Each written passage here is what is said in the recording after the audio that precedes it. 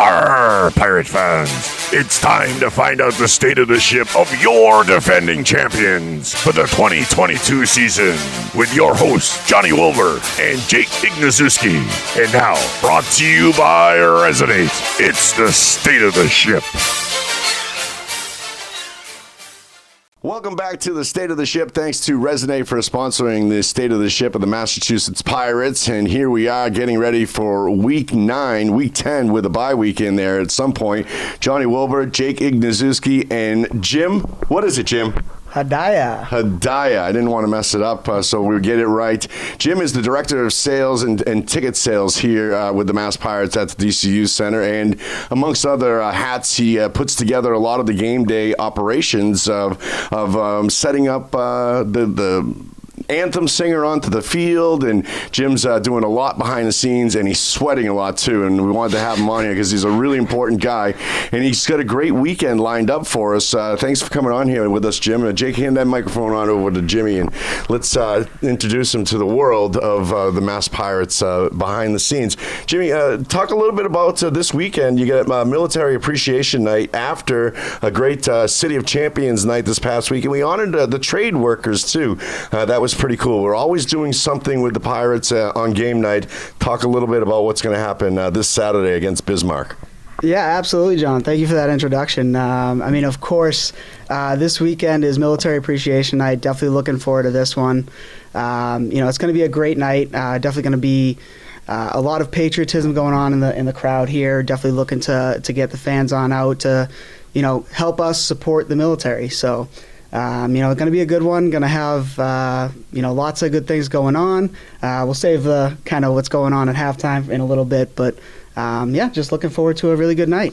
Jim, we talk about behind the scenes. There's a lot that goes on to that, but ticket sales, people don't realize you can get group sales. You can call up, get 10 tickets for each game. Talk a little bit about how you can go about, getting tickets, or if you got interest in, buying tickets for your corporation that you want to be able to give out as maybe Christmas gifts or something to come see the Pirates as a thank you, maybe. How do you go about that? Yeah, absolutely, John. There's plenty of different ways to come out and support the Pirates. John mentioned a good one there with groups. Groups of 10 or more get some pretty big discounts there. If you call us right here in the front office. Not only that, but obviously we do have season tickets. We have some plans that are more than just one game. But even if you want to just come out to one game, give us a call. We'd love to have fans coming on out and supporting us, supporting the Pirates. And you can give us a call here in the front office at 508-452-6277, and we'd be happy to take care of you. Always find them on masspirates.football.com as well. And talk a little bit about the Party Zone before we go. It's always happening down there. They're doing great things and really cheering on the team. You got some real good fans that come down into the Party Zone. Oh, absolutely, without a doubt, John. Party Zone is definitely our premium luxury space here at the Pirates. So anyone that's either been down to the game or watched us on the stream, you could see it's that big block right next to the home bench. All of our inactive players are in the Party Zone, as well as we're right next to the home bench. So ultimate player access right there. But it's a great time there, and if you're interested in coming on out and experiencing the game in the Party Zone, definitely give us a call. Jim Hadayia, the Director of Ticket Sales here for the Mass Pirates, and a veteran. And thank you for your service, and thank you for arranging this weekend's salute to the veterans from the Mass Pirates too, Jim. Thanks for joining us. Oh, my pleasure, John. Halftime is going to be really good. We're going to be having actually a special oath of enlistment ceremony where we're going to have some kids that are going to actually be joining the military during our game right at halftime. Awesome. Yeah, I'm looking forward to that one. Yeah, that's great. Always giving back and making sure that the community's involved, and that's a great job. Hats off to you guys, and thanks to all the veterans out there, especially on this Memorial Day weekend.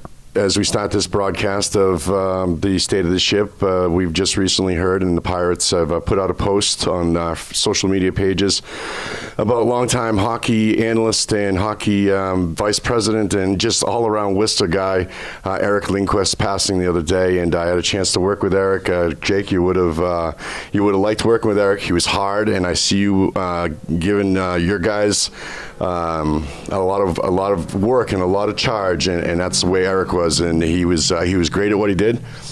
called a great game. It was an inspiration when it came to play-by-play. Some of the best hockey calls I've ever heard came from Eric on my way up to here or through the city of Worcester if I wasn't at the games at the time. It started, a relationship started a long time ago in the early 2000s when I worked at WINY in Putnam. And we did a ticket trade. That's that's how we met. Hey, we'd love to run commercials for you guys, and it was really my way of getting a free pass in. And one of the things that was mentioned is one of Eric's biggest ideas that he had was bringing Robert Gronkowski to the DCU Center to spike a puck that exploded all over the ice. Cool. And Gronk had a cast on his leg at the time. Well, he also had a fine of $7,500 that needed to be paid. And Eric had offered to pay the fine if Gronk would come and spike the puck before the game, and that's what happened. Is that time when Gronk made it to the game to do this, he had a cast on. So I have a picture with myself on the back of a truck that he drove out onto the ice with Gronk, and that was something that if you read it in Bill Ballew's article the other day, was not looked upon very well by the San Jose Sharks as far as spending that kind of money, but it made more money than the Sharks had ever made that night when Rob Gronk. They had more than 10,000 people in the DCU Center, the biggest crowd ever, and it was a great thing. And that was what Eric was all about. He was all about ideas. Gave my first shot at PA in professional hockey, and I'll always be grateful for that because he taught me a lot too. I went in thinking I knew everything, and I knew nothing about it. I had come in raw from doing professional lacrosse, and he really was a good person. And I'm not sure that the hockey world, and especially the EHL or the ECHL, will ever be heard the same again without his tones on the pipes. So I just want to say to his family and his friends and everybody in the Worcester community, I know that the Pirate fans are Railers fans and Sharks fans and Worcester fans in general. Jake, you would have liked him a lot. He's your kind of guy, and rest in peace. I hope that everything is all right now. Here we are for the State of the Ship, and thanks to Resonate. And Jake, now to more happier things. A win last week by the Mass Pirates at the DCU Center. Right back at it this weekend, Memorial Day weekend, as you heard from Jim Hadayia. That's all right. He'll forgive me. Jim Hadayia. And that's the Resonate in me, I'm telling you. But, great game, great win. Tough comeback. Pirates showed a lot in able to come back and force that game. Geez, I'll tell you, the Snead kid, he had some wheels on him. He was elusive and he knew how to break tackles. And, hats off to them. They played well, but the Pirates just played that little bit better. Very true. It was really nice for me to see not only working for the team, but also there's a little bit of a fan of me as well. I want to see the guys win. There's no doubt about it. I want to see the guys win, especially seeing that comeback after such a tough loss in Arizona, being able to see the grit, sort of the fire that they played with during the fourth quarter, and especially when Alejandro was taken off the field with an injury, and Mike Glass had to come in. No real preparation other than his warm-ups 2 hours ahead of the game, was really able to come up clutch when the Pirates needed it most. He really was, and Mike Glass has now come up big in 2 games. And when Alejandro goes down, and if the first time you wondered, okay, what do we have here as a backup? How is this going to work? But Glass really has stepped up. Alejandro, how's the condition for this week as we go into the Bismarck game? Talking to head coach Rayshon Kaiser, he did mention that it's a game-time decision. He did say that Dro is okay, got a little bit of the wind knocked out of him, but it is a game-time decision. So it will be interesting to see how the Pirates continue to game plan against this Bucks team. They are coming in on a 5-game losing streak, but that doesn't change sort of the preparation whatsoever. The Pirates are still obviously looking to prepare the same as they would for any other team, because when you really look at the game that they had during Week 5 against the Bucks in Bismarck, it came down to the wire. It came down to your head in the football. Very true, Stay out of the way this time. But, and it did come down to the wire. But another high-scoring game, too. Right. It was 50s and 40s. And, this one, 43, 42. Man, I think the Pirates are just giving up a few too many points. We still need to solidify the defense. I do think the defensive line played better this past week. Right. Some of the additions that we made in signings throughout the weeks before, I thought was a step forward. But we still are giving up a few too many points. Very true, and that's something that head coach Kaiser mentioned with my conversation on the coach's corner. He said that something that the Pirates really need to do a lot better job is being able to make those tackles.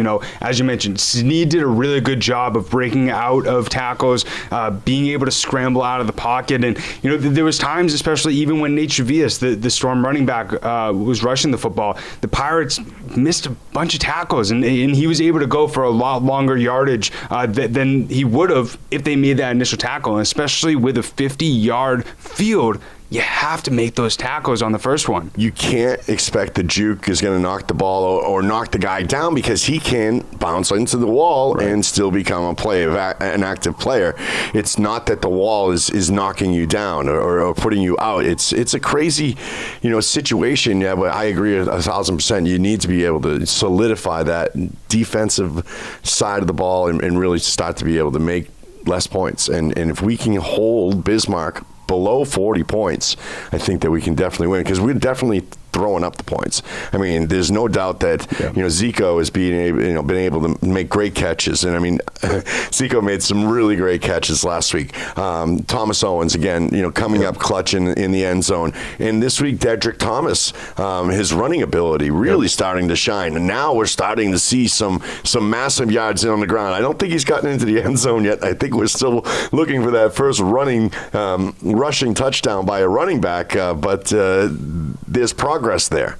Right, and we also saw Darren Carrington get in on the action, got 2 touchdowns as well, and so especially with that 3-headed monster that the Pirates have at their receiving cores, as well as Javon Durant, he's still looking for his first touchdown as well. Durant played very well. Very well. It was nice to see him come out, especially as a kick returner, with a lot more force. He's getting a lot more comfortable in the arena game, starting to learn the rules and become a lot more accustomed to how you need to be successful within this game. But as you mentioned, especially in the first half, the Pirates offense was rolling. And that's something that, talking with head coach Rashawn Kaiser as well as Alejandro after the game, is that they really need to do a lot better job of being consistent on offense. It's great to start off the game very hot, but you got to also finish it, because we saw the Storm obviously creep right back up, and that's what ultimately led to the Pirates having to figure out some magic in those final seconds. One of the things you haven't seen yet is a deuce. Yeah. And a deuce is one of the most exciting kicking plays I've ever seen, because it comes only at the end of the first half,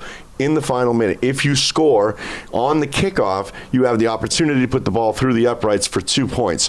The Pirates scored and had that opportunity, but didn't take advantage of that in the first half. I would like to ask Kaiser why that was, if it maybe was just an oversight or something, or if they just didn't think that was the right way to go at that time to give the ball back to them without trying to put it through the uprights. I mean, especially with a kicker that the Pirates have now in Craig the Leg, who in the NAL, he's known for making those deuces, and so I'm really excited for that first time for me to see that, and especially hear the arena erupt when that does actually happen. But as you mentioned, the Pirates left 3 seconds on the clock, and Coach Kaiser mentioned that he wished that on offense they did a better job of time management. He wished that instead of them calling a timeout with 10 seconds left, that they called a timeout with 3 seconds left. Yeah, and I wondered why the Pirates used that timeout at all. They really didn't need to, because if they just snapped the ball with 4 seconds left, then the game's over. Exactly, and thank God everything went the Pirates' way, but it was really nice to see how this brought the team together. You really saw a much different energy in practice throughout this past week. Sure. And, talking to Coach Kaiser, he said that last practice, right after the Storm win, was the best practice of the year, and that the energy and the motivation that they were playing with was something like he hasn't seen yet this season. And especially in his ending comments after practice, he said, this is what we're going to have to do to be a championship team. And, speaking with Isaac Zico about how the team is looking to use this game as momentum. He said, you really got to take it game by game. You can't get super duper excited from a last second win and think that that's just going to automatically fix your problems. He said, we've won a game, lost a game, won a game, lost a game. He said we got to be a lot more consistent, and the key word or the phrase that they're going to be using is keep going. Yeah, and they need to keep going, and that's what they did last year. They went on a run, and you have to be able to go on a run. You don't want to be on a losing streak as you head into the playoffs. It just doesn't bring good vibes. It doesn't bring the gelling of the team. But you wonder, Jake, if that road trip did somewhat of what a long road trip like that's supposed to do, and it brought the team together a little bit as they've come back, got the win. Now they're practicing harder and stronger, and I expect big things this weekend out of Bismarck. But you can't look past Bismarck, especially because they're coming in hungry for a win. And anytime a team has gone on an 0-5 losing streak, they are hungry for a win. Especially with the guy that they have under center, with Drew Campbell. He's somebody who ended up scoring a total of 5 touchdowns against the Pirates their last time out playing them in Week 5. 4 of them came from the air, 1 of them came on the ground, and he also rushed for 81 yards. And so he's somebody who has the ability to get out of the pocket, and we really saw the last time out the Pirates had a tough time being able to stop him. And not only the last time out, they've had a tough time being able to stop any mobile quarterback and anybody that's got a lot of time in the pocket. Right. This week was better. They were getting to, giving him less time back there. Snead didn't have as much time. He was pretty elusive. And was it Cotter who was the running back for the last week? Chavias.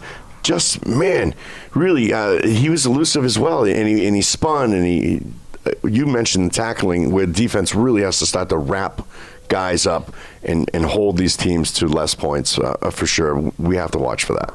And really looking at the statistics, the Pirates currently have allowed the second most rushing yards in the league, and so that's definitely something that they're going to have. A championship team can't do that. Definitely not. And the Bismarck is a very run-heavy sort of offense, and so that's something when talking with Kaiser, they're preparing for that. They already know that in the back of their mind, and I saw them doing a few different drills in practice to really help them prepare for the run-heavy offense of Bismarck. But luckily the Pirates have a few signings of new guys on that defensive front. 3 new defensive linemen, 1 defensive back.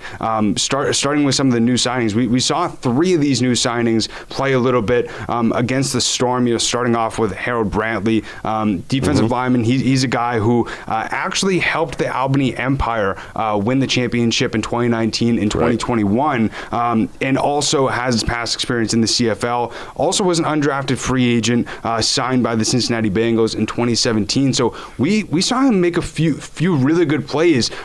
But speaking with Coach Kaiser, he said that he got a little bit banged up. A little bit banged up after last played game. In a little while. Exactly. That could just be muscles that hadn't been used in a long time being used too. Exactly. But it was nice to see the Pirates co-owner and general manager Jawad Yateem really prioritizing building up that defensive front and seeing how much of an issue that has been for the Pirates through the last few games. Yeah, and that's where it's going to have to lie, because defensive wins championships, and that was proven last year throughout that. Now, Stacey Keeley, I thought, did a really good job. I remember calling his name out a few times over the PA for some great tackles and keeping the ball out of the hands of their receivers. Yeah, he's somebody 6'6", super tall, defensive lineman, very talented, has experience with the Minnesota Vikings, was actually added to their practice squad, and he also does have experience in the CFL with the Hamilton Tiger Cats as well as the Calgary Stampeders. So he's somebody that we saw made some really good tackles on Dalton Snead. I believe he got a stop when Snead was trying to scramble a little bit.